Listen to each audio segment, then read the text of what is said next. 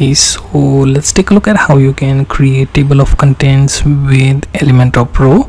So I have logged into my WordPress dashboard, and here I'm going to edit one page in Elementor. So this is the sample page that I wish to edit.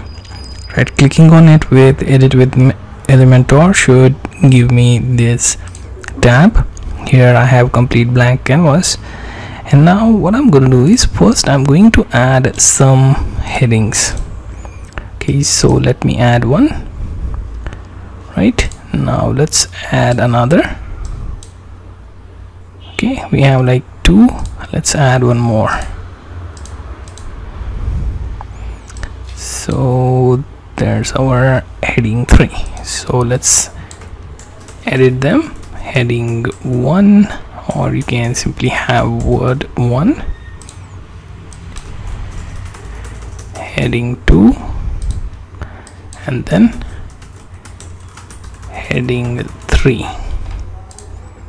Okay, now we have our headings. What we need is we need to add our table of content widget from Pro widget.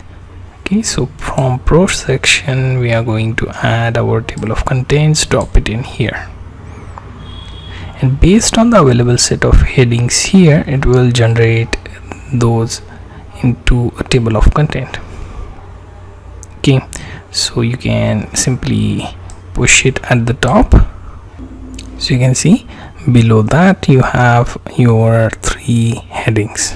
Now if we update and if we preview the change, you will notice that you have your table of contents module, which can be open and closed, and it will point you to one of these headers when you click on them. So by default your heading 1 will be closer, so you can click on heading 3 or 2 and move there.